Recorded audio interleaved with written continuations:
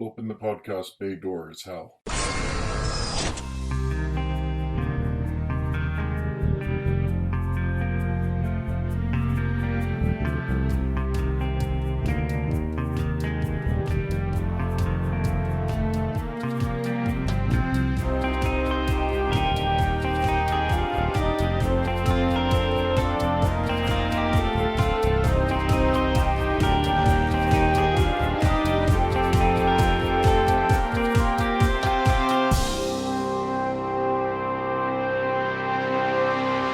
Hello everyone and welcome to episode 115 of Welcome to Geektown.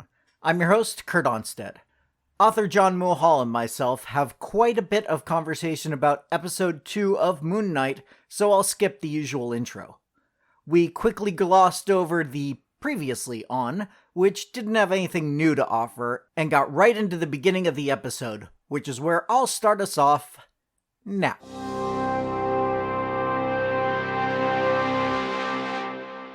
It leads into, we hear the sound of the fight again from the end of the last episode, and then it comes right into Steven waking up. Violently.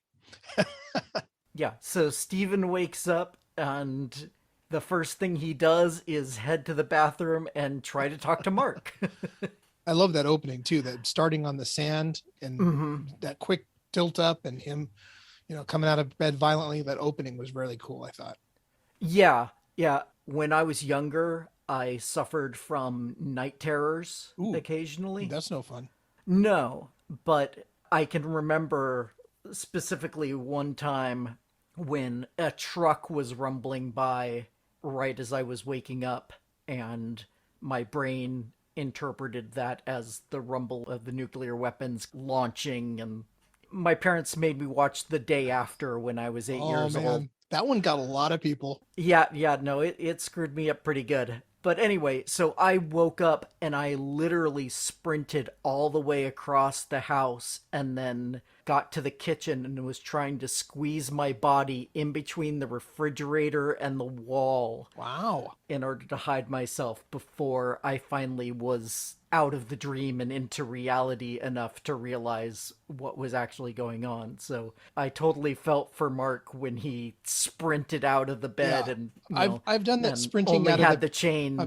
I've done that sprinting out of the bed thing. I've never gotten quite all the way across the house, but I have run into a wall. But it's very rare. I don't really remember my dreams much anymore, unfortunately. But there were moments in my life where I had very vivid dreams. But none as vivid as Stephen Grant, though. Well, except for Stephen, those aren't actually dreams. It's just his other life. I think he wants them to be. Yeah, I'm sure he would much prefer that those be dreams, but they are quickly proven not to be because he heads to work and we see the construction workers there starting to go to work on fixing the bathroom that had been destroyed by the fight from the previous episode. And here's where we find out that Steven / Marc, Moon Knight is the only one that can see these creatures. Did you have a moment where you wondered if they were, going to keep that? Is it real or is it just in his mind? Maybe for a second, but we know what the show is about. Sure. And so I thought maybe they were going to go a different direction. I was like, wow, are they really going to keep us wondering if this is all happening in his mind? But the minute, later on in the episode when she talks about the suit, I was like, oh, okay, I guess not. Yeah. That was the one thing when he came out of the bathroom, in the security footage, and he was just dressed as Marc. That was probably the moment where I was like, okay, is the suit real? Right. What? Well, because in the previous, I went back after our podcast last week and watched the previous episode, and something I hadn't noticed is that his suits, and maybe we talked about this, and that's why I went back. I don't really remember, but the suit is not in the reflection when it comes on his body in the first episode. Huh. You see it in the foreground, but it's not in the reflected image. And I thought, I didn't. No, we didn't talk about and that. I hadn't picked it up, until the third viewing. And I was like, oh, maybe this is gonna. And so then having this, watching it this time, I was like, oh, maybe they really are going to go that route, which would have been interesting for Marvel. Oh yeah, it definitely would have been a brave choice Yes, to brave. make it all in his head. Absolutely. I mean, they could have, if they had really wanted to, had this take place on a completely different Earth. At this point, no one's mentioned the Avengers, no one's talked about Yeah, or superheroes the blip as or existing, or we've gotten a few advertisements for the Global Repatriation Council, which is Mhm. the organization that post blip is Well, help I'm glad you people. caught that because I didn't see them and I was really wondering if they were going to make no mention of it through the show. They're basically just bus ads. Got We it. we see them on a couple of buses in both the first episode and now in this episode. They've shown up on the side or the back of a bus. Got it. So that's the only thing that's really tied it into the MCU at all, are those brief bits with the GRC. So they absolutely could have, if they wanted to, and maybe if they still want to, this could end with Steven waking up in a mental hospital and I mean, again, it would be a really bold choices, but I like the more traditional approach to it as far as, the seeing the superheroes be superheroes, but Mhm. there's, Yeah, I agree. but I'm also, very curious about the slanted take on things like that and kind of throwing off your expectations get subverted in the kind of an interesting way. But I'm enjoying the show regardless. So whatever way they want to go is good for me. Well, everybody around Steven obviously thinks it's in his head, because we find out soon thereafter that he's getting sacked, that he now owes the museum money for the damage done to the bathroom. And they even give him a brochure for what looks like a mental hospital of some sort and say, if you want to go visit, we know these people do good work. You may want to think about. They look like they're good listeners. Yes. Yeah, that's what Steven says. They seem like they're good listeners. But instead of visiting a hospital, he instead goes and visits his apparently only friend, the living statue, again. Yes. Crawley, I guess. Yeah. Not that we've heard them use the name in the show, but Yeah, we haven't heard them use the name, but that is a supporting character from the Moon Knight comics, who's kind of a informant, one of his various contacts for finding things out. So it is somebody that we have seen in the comics, but not as a living statue. I like that he gives him a little look too, as when he goes in for the hug. He's not he's so stoic, and then there's a little side eye there at the end that kind of cracked me up. Yeah, I caught that as well and laughed at that. It's got to be a weird job being a living statue like that and not reacting to anything that goes on around you. When I was in high school, I was a theater guy. A couple of us got join the club. There you go. A couple of us got recruited to do living mannequins at the mall for an event, and I found it interesting for about an hour. Then I was done with it. It's you're striking these poses and people are coming up, and it's fun again as a novelty, and then it's just boring for me, but it's a way to make a living, I suppose. I guess. I'm one of those people who is very heady, lives inside my head a lot, so I can do those boring, repetitive tasks and just entertain myself internally. That's great. I can't do that. So if I had the patience to stand in still for long enough, I probably could do that. I'm one of those people that gets involved in a task like that, and unless it's something that I'm like super focused on, it'll be one of those things where I'm looking at the watch, thinking 20 minutes had to have gone by and it's only been 5. That's yeah. I'm very impatient in certain ways. So yeah. No, mentally I could do it. Physically, I don't know if I could hold still for long enough for people to admire the craft rather than go, well, he's twitching all over the place. for someone to actually want to take their picture with you. Huh? Yeah, exactly. But he talks to the living statue, he talks to Crawley, and this inspires him to search out the storage unit. And so my theory was correct on what the key was. Yeah, absolutely was. And it takes him a few tries, which we don't see most of those, but when he is successful, the employee there recognizes him immediately and is like, oh yeah, storage 43, and leads him up there. I don't get such good service from my storage unit people, but whatever. They don't recognize you on site? No, they barely recognize me when I show them credentials, so Yeah, that's probably much more typical experience. I'm guessing. And the lights in mine don't come on so dramatically either. Well, yeah. That seems like a dramatic license sort of thing. Absolutely. I mean, yes, I can see saving energy by having the lights be on a motion sensor, but that huge cha-chunk, cha-chunk as the lights come on. Every 3 or 4 steps yeah, down. exactly. The unit I have actually has those where they come on if they sense you and they come on, but it's not, it's a whole row or something. Yeah, It's exactly. not, Yeah, you walk in and the aisle lights up rather than spotlight on you. Now move 3 feet. Spotlight on you again. Yeah, it was pretty amusing for me actually to watch that. It's like, all right, well, I get that the show's being dramatic, but that's a lot. That's very dramatic.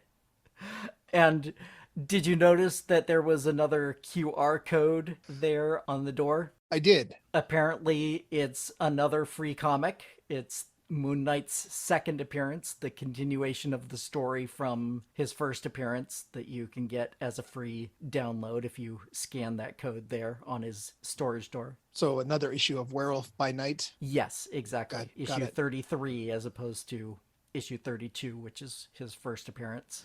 That's very cool of them. Yeah, I'm sure it costs them next to no money, and Exactly. it's a nice little giveaway. Yeah, and it's a like a fun little nugget.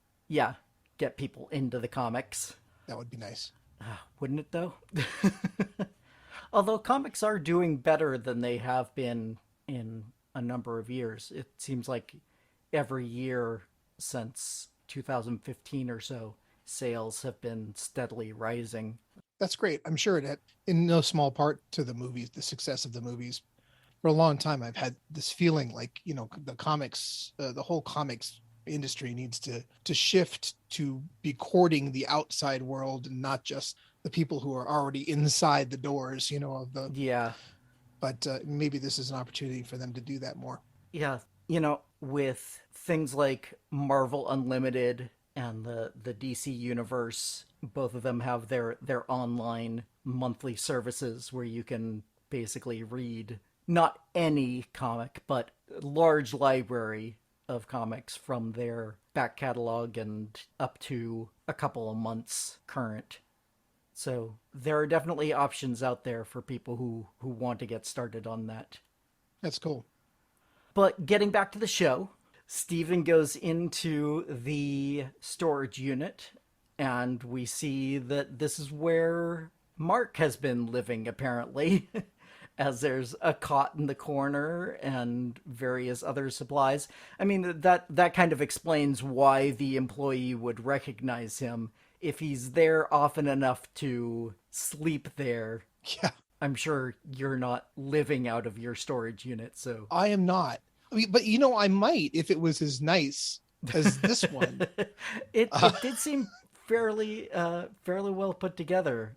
They had to have those nice shiny walls so that he could get a reflection, Yeah, I wasn't quite sure what those were made of. If they were walls that he had set up, it seemed like they were kind of glass. Yeah, or some sort of acrylic almost. Yeah. Yeah. So to me, it looked more like something Marc had set up rather than, the standard layout of the storage unit. Yeah, maybe so.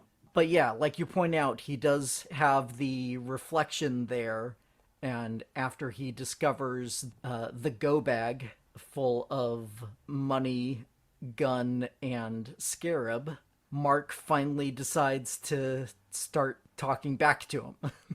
And this is where Marc explains that he's the avatar of Khonshu.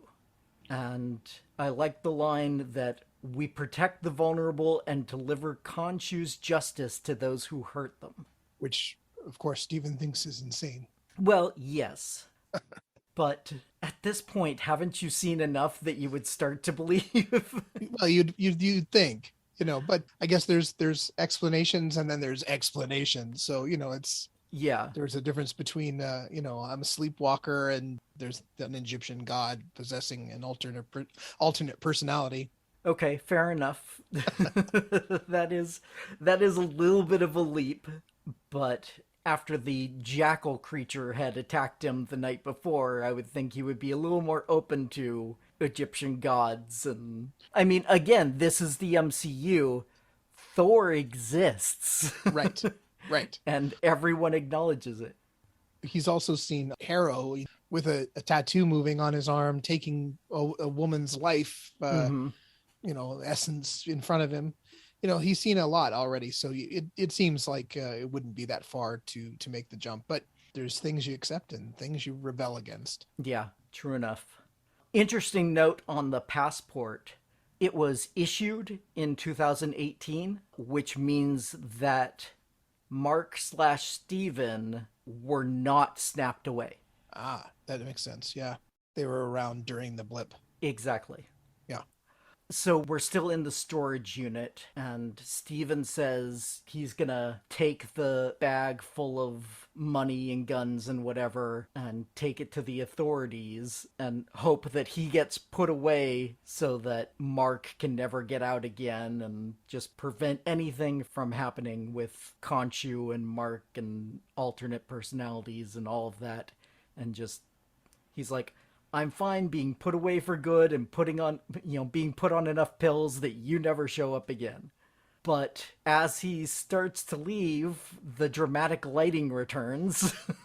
In spades. And I loved the effect of the lights turning on and you briefly seeing Khonshu, and then they turn off and turn back on again. Yeah, it was and really he's cool. Gone. And yeah, that was nicely played to really maximize the creepiness of that scene. Yeah, it was very fun. I enjoyed that. You know what I also thought was fun? I'm not sure if it really fit in the show, but that the freeze frame. Yes. It felt like something at a creep show. Yeah, where it just freezes and you still hear Mark screaming. Yeah, he's got such a great expression. I mean, I liked it, but it was also kind of felt, out of place. Yeah. Tonally, it felt like a weird shift. Yeah, but it worked at the same time. So yeah, I enjoyed it. It was like, wow, that was very, very campy, Yeah. And then from there, they immediately cut to him running outside and spilling onto the ground. And guess who shows up? Like in the real world where you're constantly running into people, although she was tracking his phone, right? Yes. She was there. tracking him down. So it does make sense that she would be there. But yeah it is a little bit of a coincidence that it happens as soon as he's running out the door and lands on the ground in front of her little Vespa. Another one of those dramatic license things. Yeah. It's I did think it's funny that she drives this little scooter. She seems like kind of a badass, and then she's on this little scooter with this big helmet. Well, is that from she's not from the comics, right? She's not from the comics at all. Okay. We talked a little bit about this last time, but there's no woman named Layla in the comics. Now, Marc Spector does have a girlfriend for part of the comics whose name is Marlene. Do you see any Marlene in this character so far? Not much, if any. Marlene was much more passive as a character. She was the daughter of one of the archaeologists at the tomb of Khonshu, and she was helping her father out at this dig site, and the group of mercenaries that Mark worked with decides to loot this tomb and kill all the archaeologists. So very much like a scene that we'll get to in a little bit. But Mark takes kind of a liking to her and scares her away before any of the killing goes down. And Mark refuses to take place in the killing. He doesn't want to be a part of it. And so he gets left for dead in the middle of the desert. And this is his origin story that we learn. Right. And so Marlene, when Mark goes back to New York, goes with Mark and just kind of becomes his girlfriend after he had saved her life, but not her father's life. Which is weird. Yeah. So she's a little bit more damselly in the... Yeah. And she's aware of Mark's multiple identities in the comic, although at that point in the comic, they are aliases that he has come up with, apparently. Sure. Rather than being dissociative identity disorder. Gotcha. That part doesn't show up until later. And when it does is when Marlene kind of leaves and says, I can't handle this. You've gone too far. So she can handle the mercenary who was sort of tangentially involved in the murder of her father, who has multiple aliases to enact some shady stuff. But mental illness is where she draws the line. Yes. For better or for worse, but not for many. Got it. That's funny. So this character, Layla, is much more proactive. Yeah, a lot more agency. Yeah, which, if they're going to make any sort of change, I think that's change for the better. Of course. Is to give the female lead more to do and to be more part of the story, to be more involved. Sure. So she obviously is not aware of Stephen/Mark's dissociative identity disorder. In fact, she references, is this another of your aliases? So obviously at some point, Mark has taken on aliases as part of his mercenary work, but this is far beyond that, to the point of Stephen being an actual separate personality. Yeah.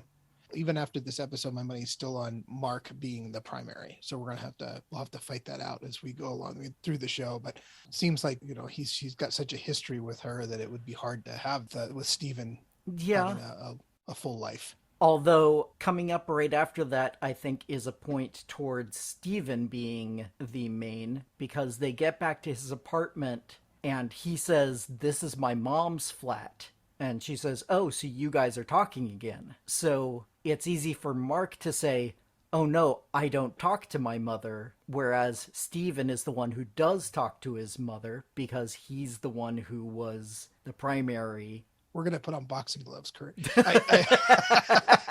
I mean, no, either way, I will be happy. But I still think... I went back, like I said, to watch episode 1 again, and I still don't think he actually had a conversation with his mother. I still think that second call was still to her voicemail. But I can see how it could go either way. I also went back to that conversation just to listen and see. It's hard to say because he does have some pauses. They're pretty brief, but he does have some pauses where there could be somebody on the other end saying, I agree. Really? It could go either way. But he kind of ends abruptly, and I still feel like we're going to find out there's nobody there. That maybe this is a way for Mark that has something set up. This is a way of him getting intel, or I don't know. But I've still got my money on Mark as primary. So hopefully we'll know by the end of the show. I would hope that would be one question they would definitively answer. I would hope so too. I'm always okay with shows leaving some questions unanswered, but I always think that any big questions, any big mysteries that are set up in the first episode or so should be answered in some way. They could lead to more questions, but you should still be able to have an answer to that original question. Yeah, I agree. I hope we see that. I'm less optimistic that we'll see Mark's side of the adventure down the windy road from the episode 1, but I hope we do. But at this point, if it wasn't going to happen in the very next episode, I don't think it's going to happen. No. And I understand it. They only have 6 episodes to tell the story that they're trying to tell, and they want to move forward. Yeah. going back would take a lot of time away from moving the plot forward. Yeah. So I understand it. It was a little disappointing because, we both I had my had fingers that crossed thought. for it. Yeah. And it would have been a very cool thing to see. But I think at this point, we can abandon that as something that is likely to happen. Sometimes you have to murder the darlings, as they say, the in service of the larger story and development. So I get it. Yeah. But Yeah. it will, oh well. So anyways, we continue on with Layla and Steven's conversation, and we find out that Steven is a fan of the same poet that Layla loves, and Layla also knows hieroglyphics, and Layla has divorce papers. I mean, not to beat a drum here, Kurt, but I feel Yeah, like those are more points. I saw this coming. Well, I'll just be over here in the corner.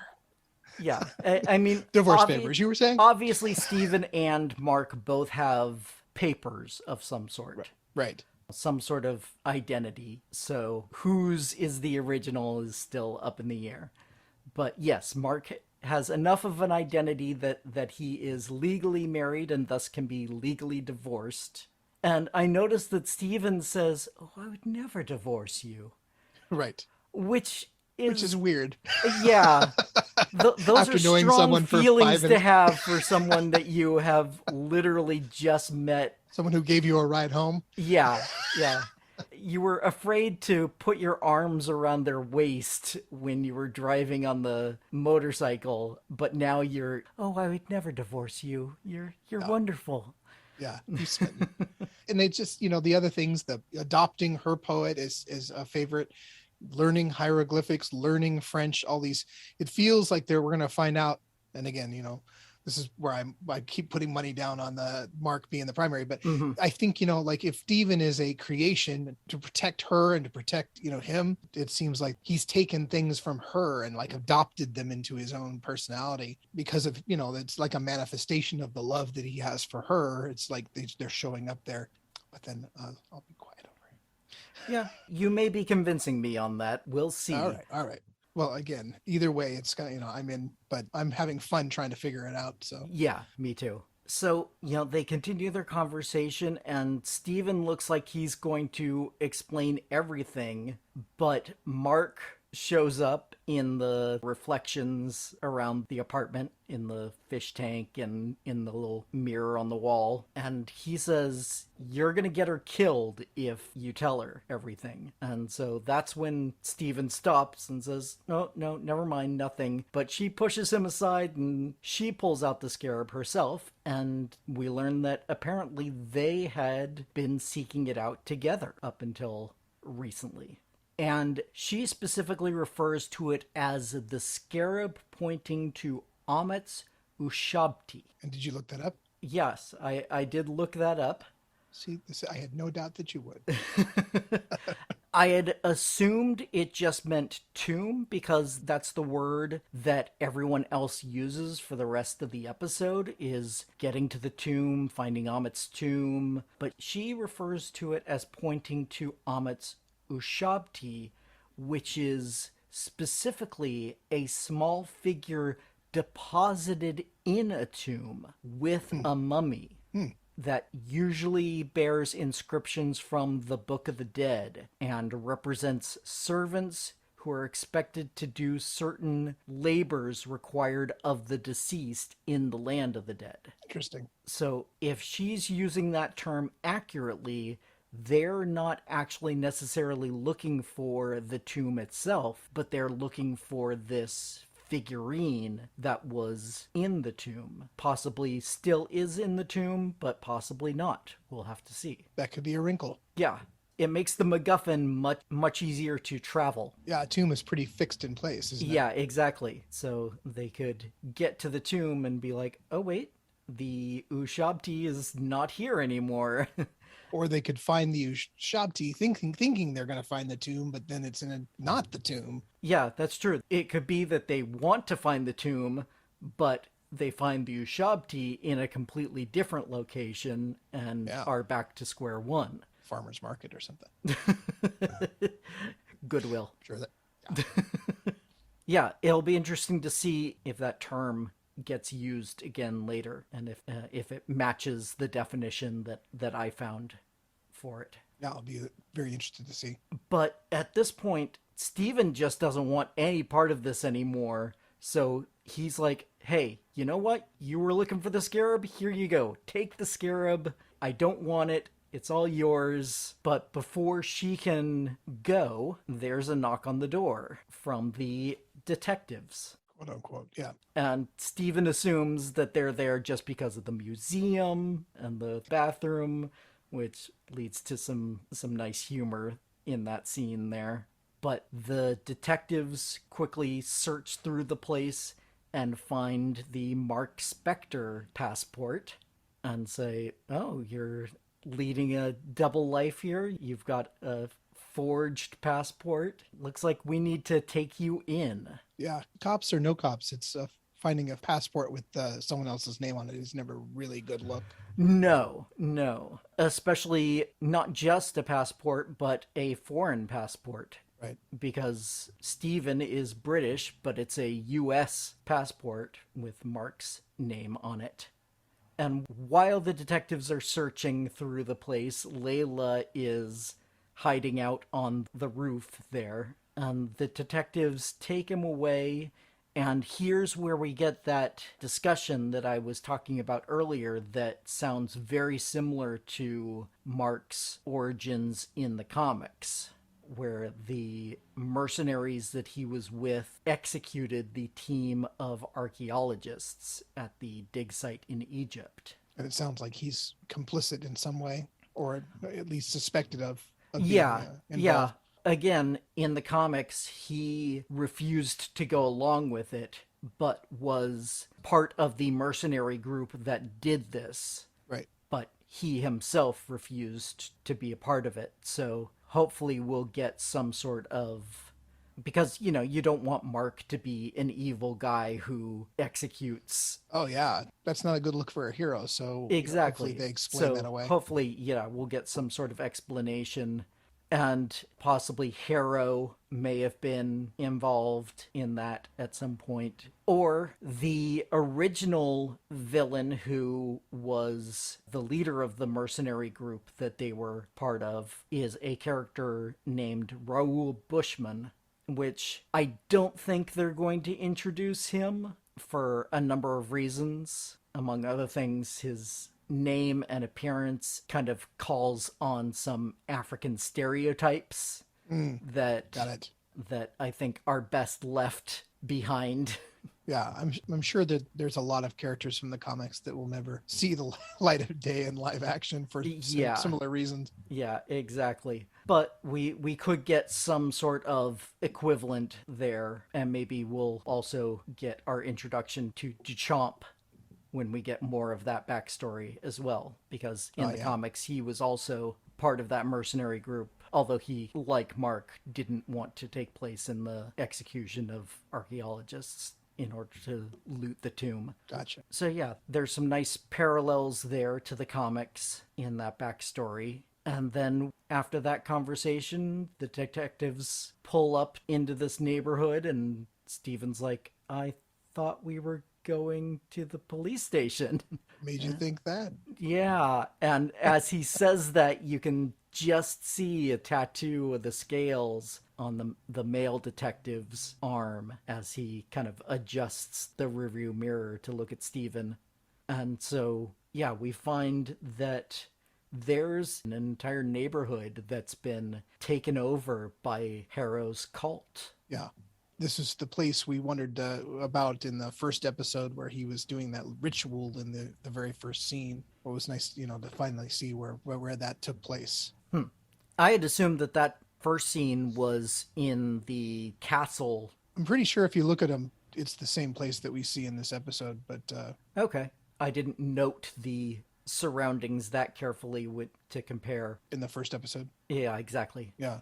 It just had that very kind of, because I wondered, like, where is this guy at? At least seemed like almost like a church or a monastery, but it had that multiple tiered, very amber looking appearance. It's very similar to the place that they go in this episode. Yeah.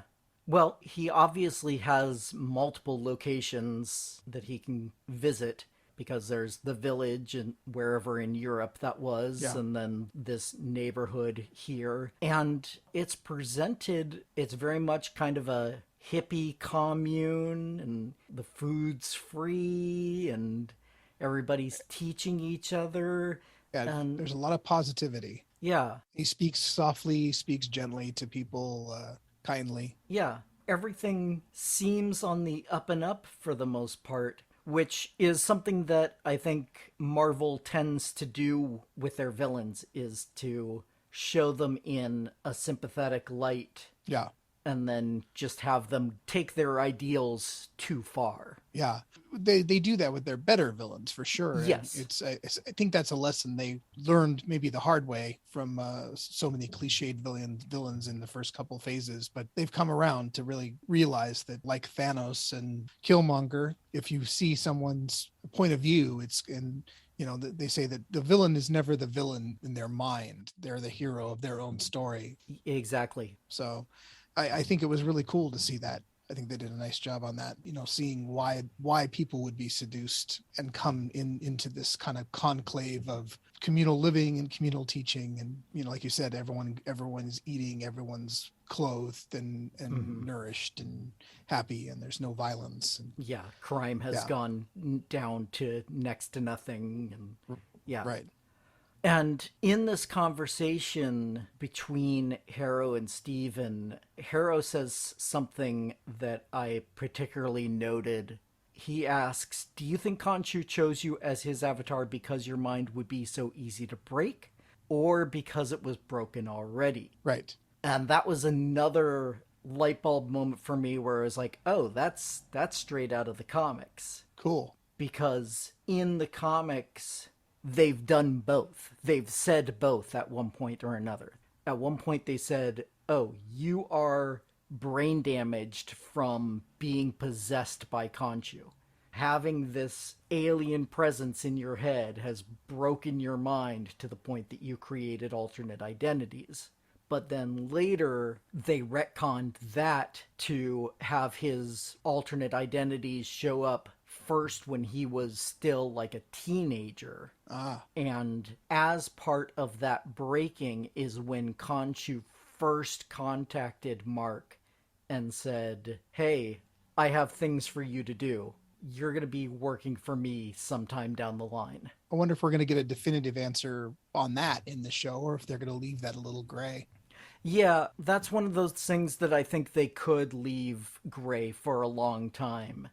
Yeah. Because like I said, they've gone both ways in the comics. It was a lot. The scene had so much information to digest, Yeah. There's a lot of things to contemplate listening to Harrow kind of lay it out for him. I thought it was fascinating when he pulled him out of the car and said, I know you're seeing him, you're hearing him. And then the whole show of kind of wind and bluster, and he's like, that's all that he can do. That's it. That's those are his only powers unless you let him in. Right. I thought it was so much to unpack in that scene. Well, and the other big thing that we learned was the fact that Harrow was Khonshu's previous avatar. Yeah, exactly. That I would think is huge, from a storytelling perspective. And maybe he's lying to get in and gain sympathy or empathy or whatever. But maybe, but the fact that he was able to tell him, this is what Khonshu's saying to you right now, isn't it? Yeah. The fact that he knew how Khonshu worked, how he behaved, his cliched, catchphrases, and I think you're right. I think he was being honest in that moment. And so he rejected Khonshu's way of doing things and turned to Ammit.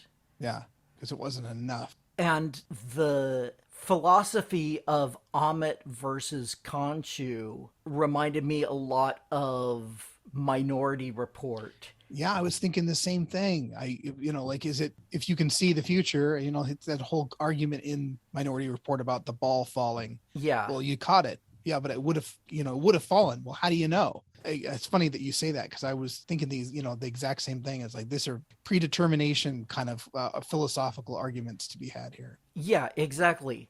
If you have an absolutely perfect system that can know the future and know exactly how things are going to turn out, yes, a prejudgment system works, but then that removes the possibility of free will. Right. If somebody knows everything that is going to happen. Well, and he even says that at one point. He says something about, we remove the ability to choose evil. Mm-hmm.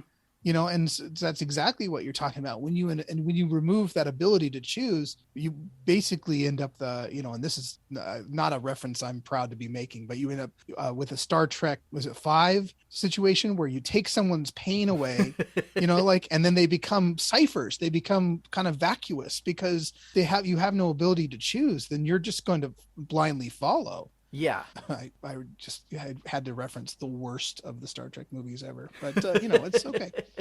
I'm proud. I'm not ashamed. No, we've all seen it. I thought it was a really cool scene, and I loved that Steven, who's so mealy mouthed, really starts pushing back on it conceptually. Yeah. The discussion between the two well illustrated both sides of the argument. Yeah. It's like, okay, take this to its extreme. If you're prejudging, then that means you're willing to kill a child because you are told that that child will grow up to do something bad one day. Yeah, or you see it. He talks about Amit seeing the entirety of a person's timeline.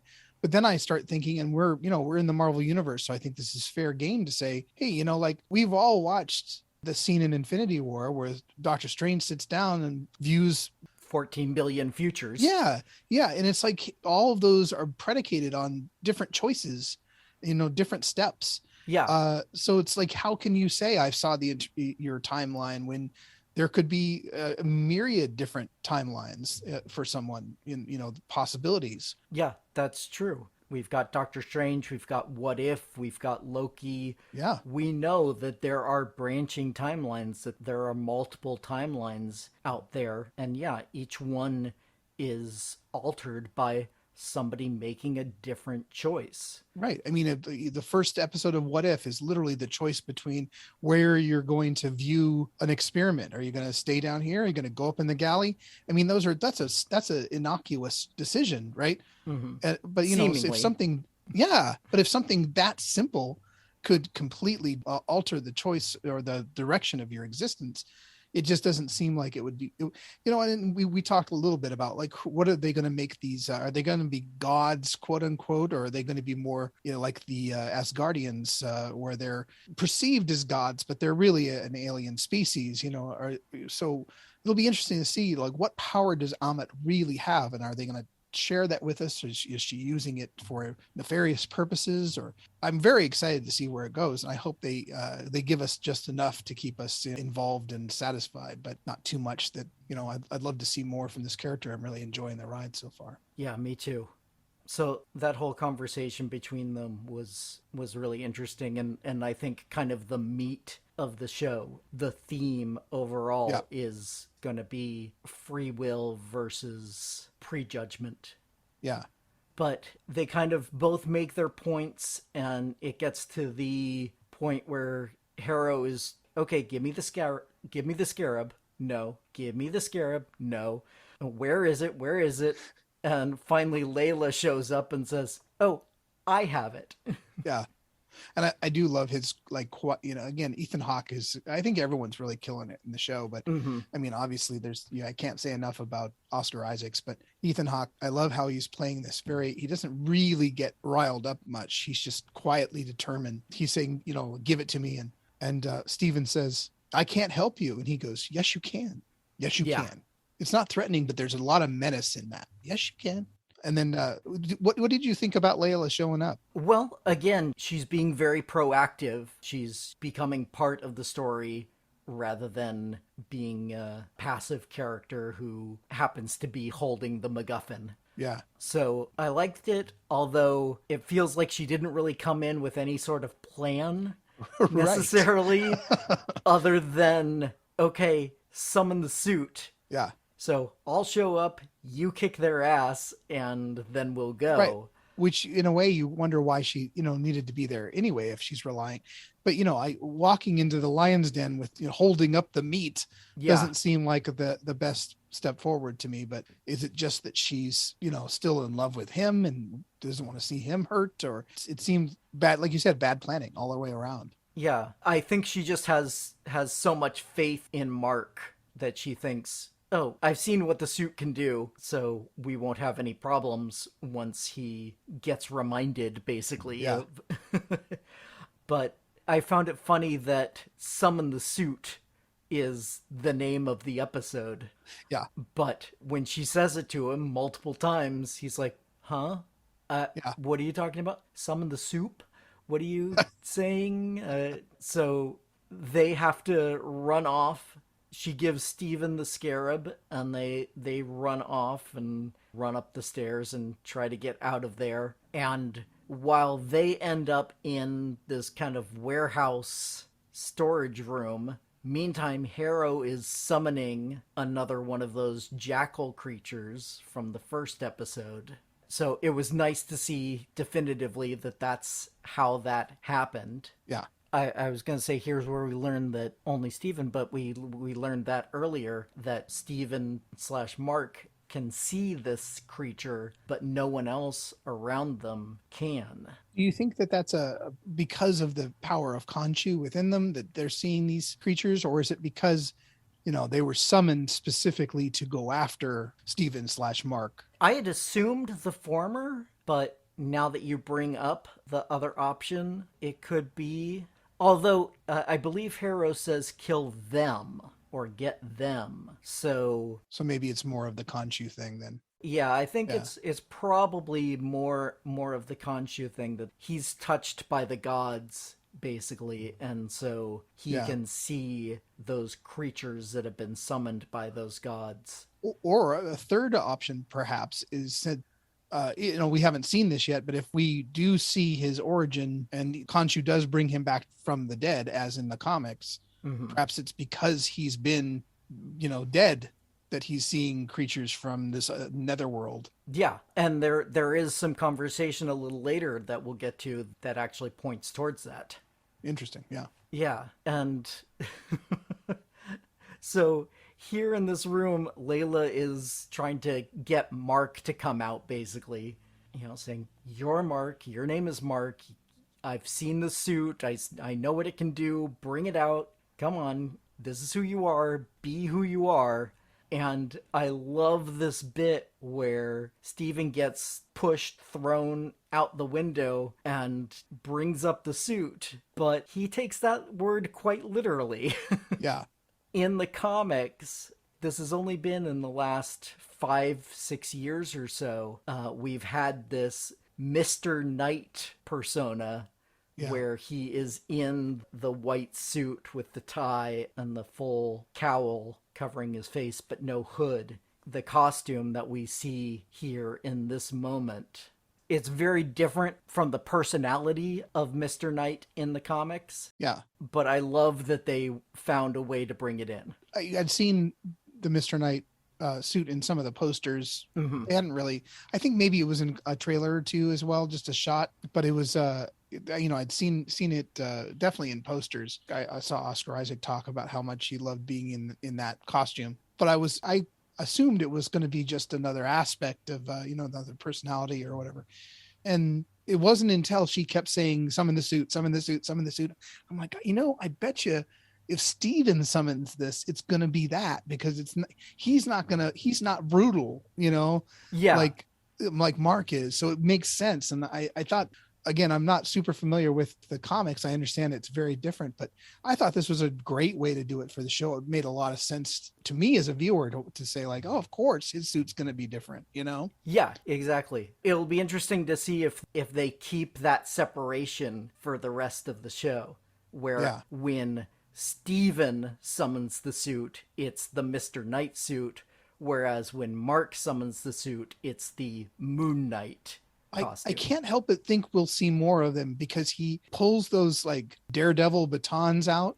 I mean, he never uses them. Yeah, So, true. it would be nice to see those in action, or why even show them to us, Yeah, good point. So, yeah, hopefully we'll get to see more of Mr. Knight in action. Yeah, I would like that. But the whole fight between Mr. Knight and the creature, I love the way they present it, where you mostly see it from the outside point of view where the creature is invisible. Yeah. And so I really dug that. Yeah. So Mr. Knight and Layla are trying to fight this, for Layla, this invisible creature that she can't see, doesn't know exactly where it is, has an idea because obviously it's picked up Steven. It's picked up Mr. Knight. She knows it's big. She knows it starts to pull her away at one point. Yeah. But man, she's definitely got chutzpah to be jumping into the fray and fighting something she doesn't even know what it is, Yeah, she is definitely a strong character to be willing to pick up a broken bottle and just stab at midair.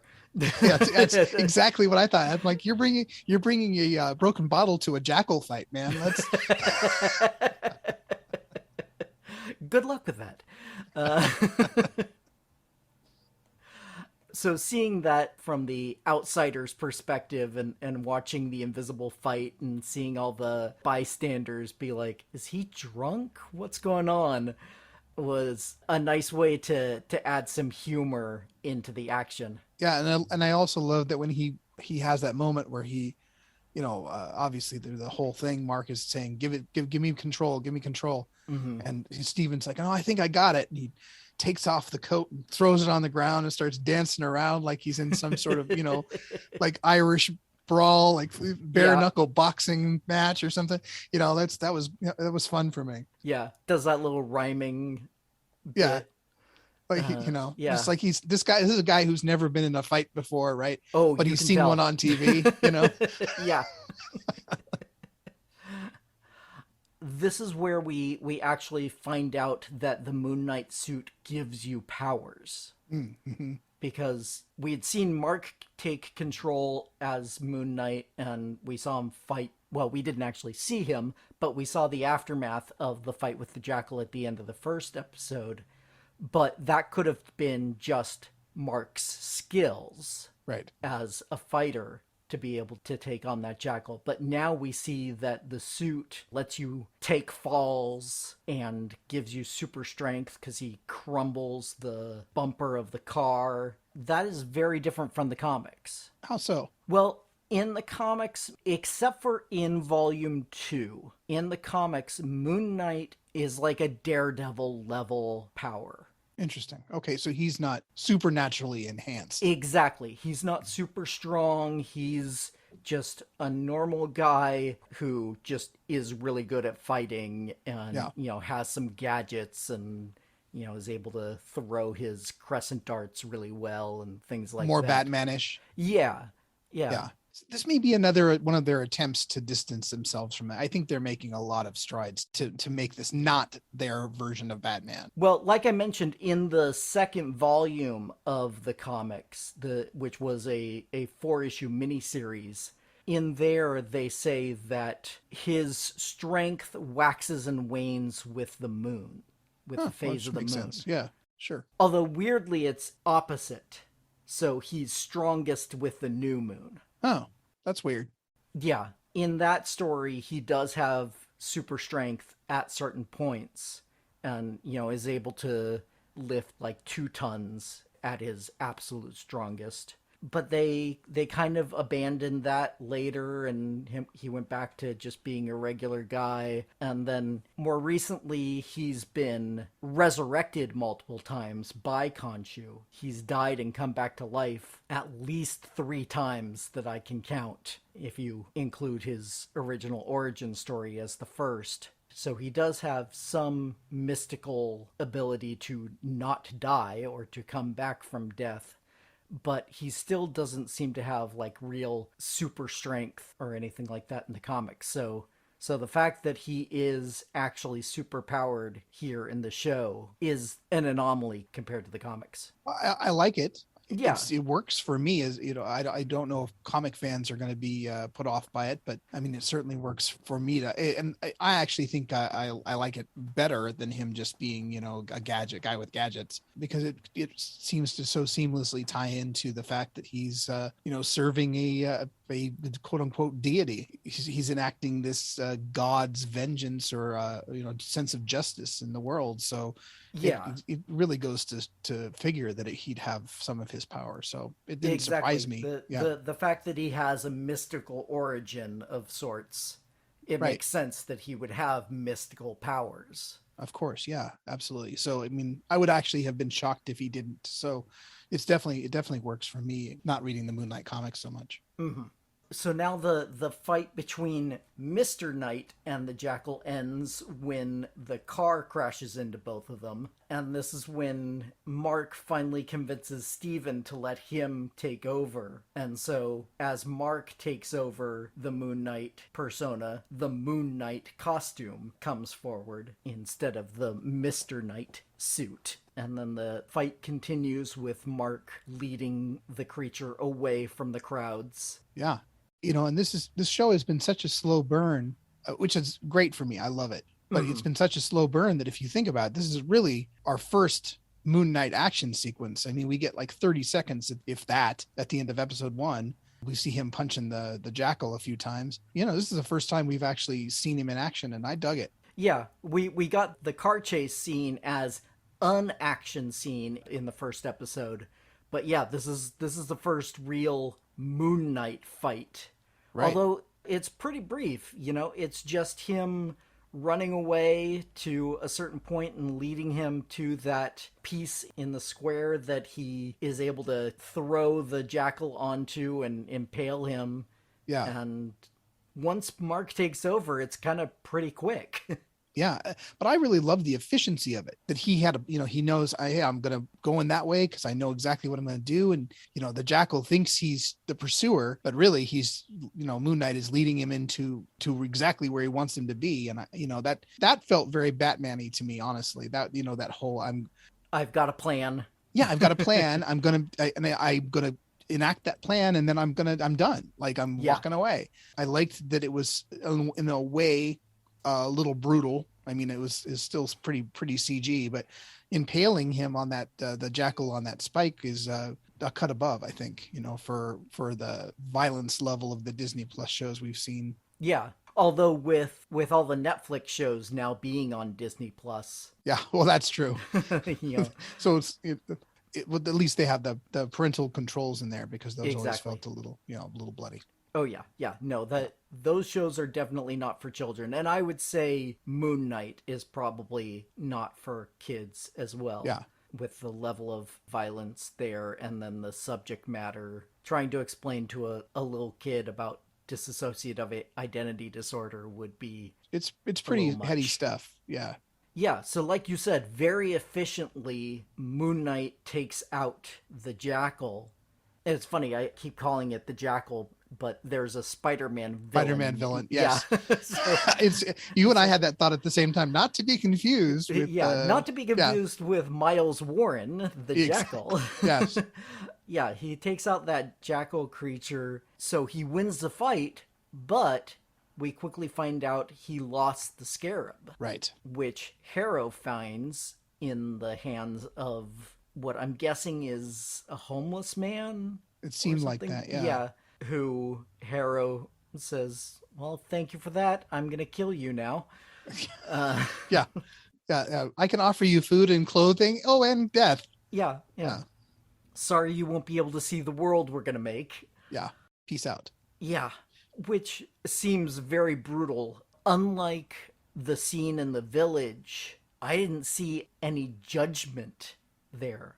It seems like he just killed him without doing the whole, swaying cane.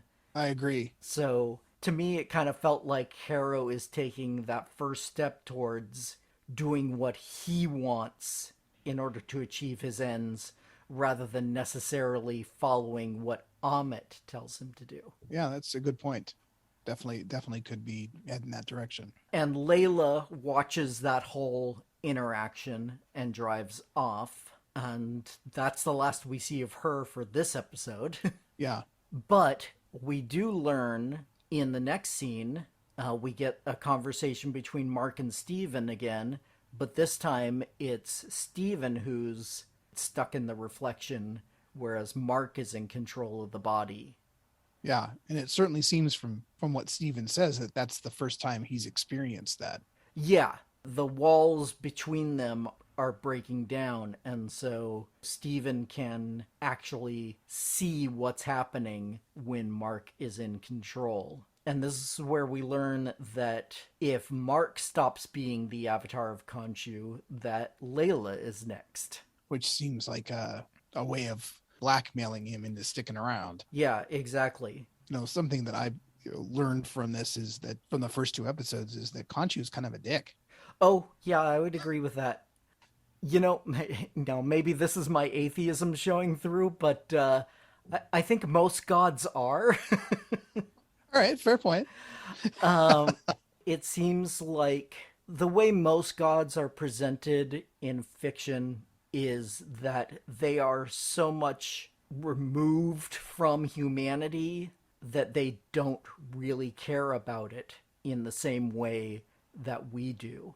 And so that comes across as distant and, in this case, to the point of dickishness.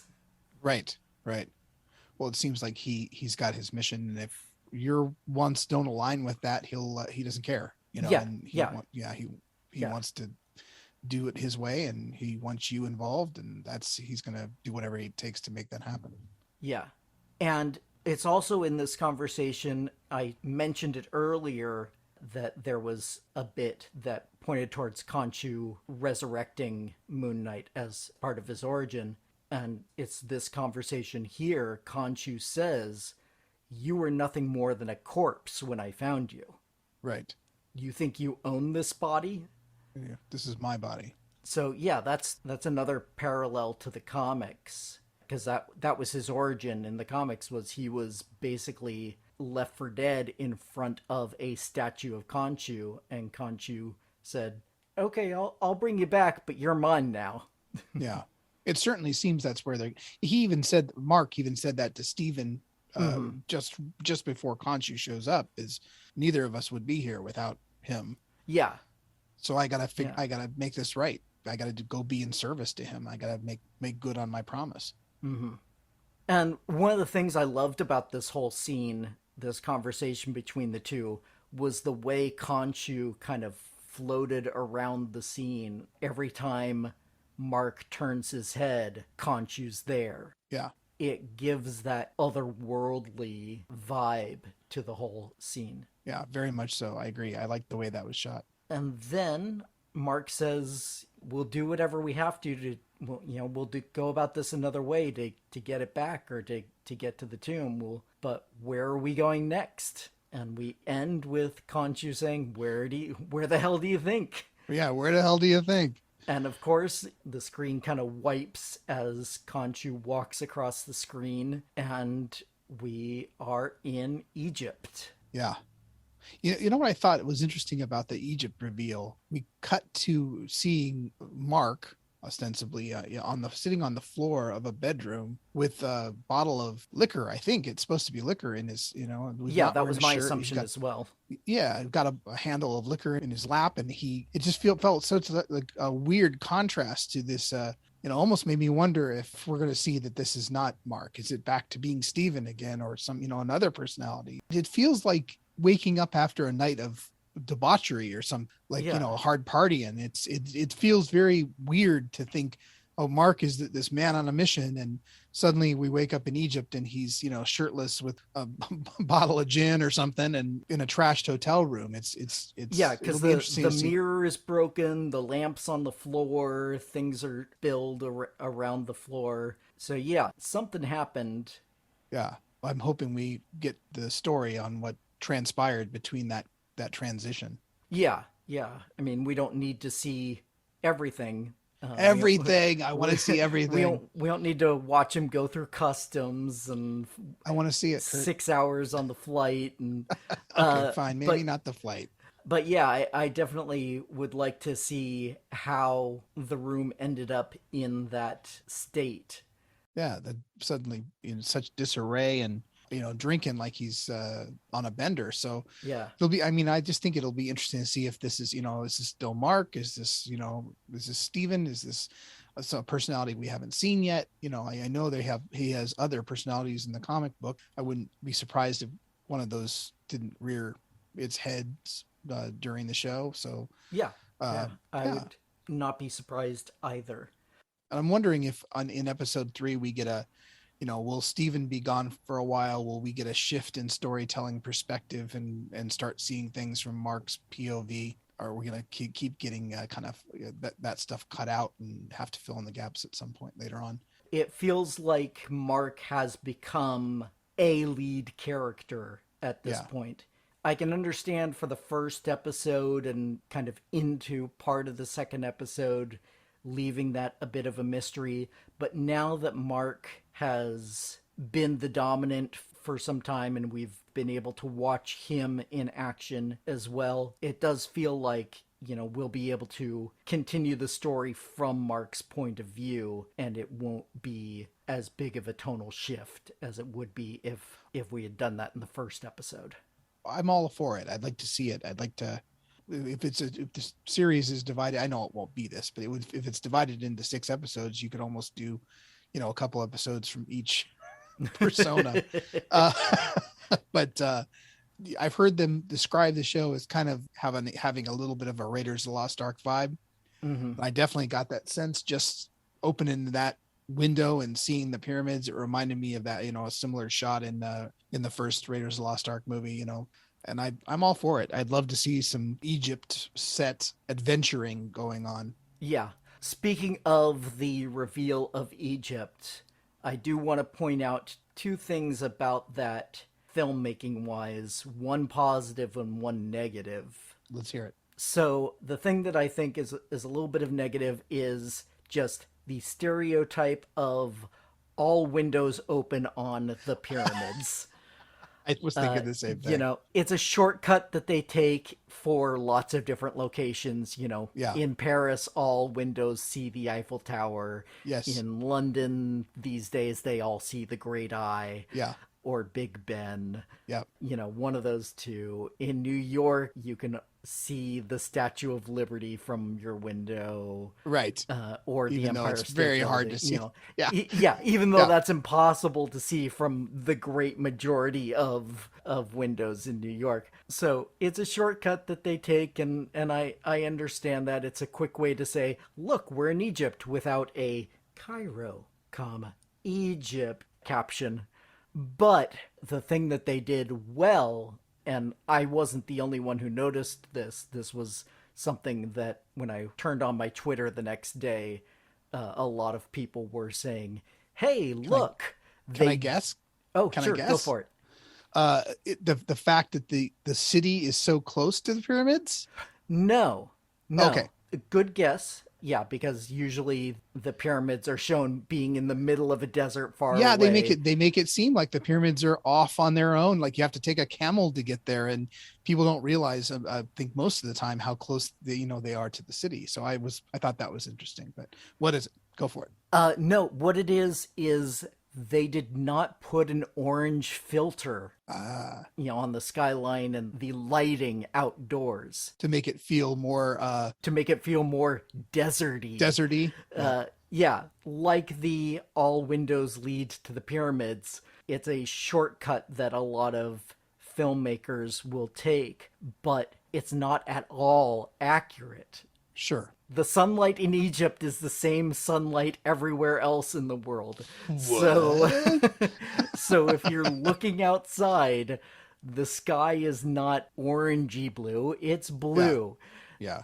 I mentioned last episode that this is an Egyptian director, and so the fact that we have someone who actually comes from that part of the world is probably the reason why it's being represented more accurately than it has been in other movies and shows that have taken place in Egypt. Well, I'm very, very interested to see more of that depiction in episode 3 and to see where this story goes. Because honestly, unlike most, I'm very curious to see where this will go. I don't have any idea. Will they find Amit, or is it like the Scarab? Is that just the search for Amit, a MacGuffin that leads us elsewhere? I'm all in. I'm really enjoying it. I love the slow burn of it. I'll be very curious to see how the ratings and the response is on this show, because it is not shoving the main character down your throat like some shows tend to feel like they have to. So I'm enjoying the storytelling.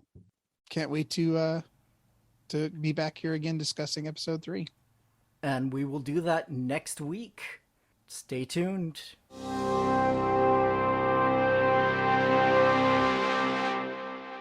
That wraps up this week's deep dive. Thanks, as always, to John Mulhall for joining me. And don't forget, you can find out more about him and his literary work at johnmulhall.com. We'll continue our talk about Moon Knight next week with episode 3, but I'd love to hear your thoughts as well, either on the show or on topics you want discussed in future episodes. Please send any and all of those via email to welcome2geektown, all spelled out, @gmail.com. Or you can go to the website, welcome to, the number 2 in this case, geektown.com, and click the Submit a Question link if you'd prefer to remain anonymous. Other contact options include facebook.com/welcome-to-geektown or Twitter @geektownpodcast. Also, if you'd like to support the show directly, come join the Patreon at patreon.com/welcome-to-geektown for just $1 per month to get access to full scripts of the shows, audio outtakes, and a monthly shoutout. You can also help the show grow by subscribing and giving a 5-star review over on Apple Podcasts to join the Geektown City Council, which helps other people find the show, so we can all tell them, welcome to Geektown, population, us. Welcome to Geektown is written, narrated, edited, and produced by me, Kurt Onstead. Theme music is by Aaron Levitz, logo art by Archie Santana. All other sound clips are the copyrighted material of their respective owners, and no infringement is intended, falling under fair use.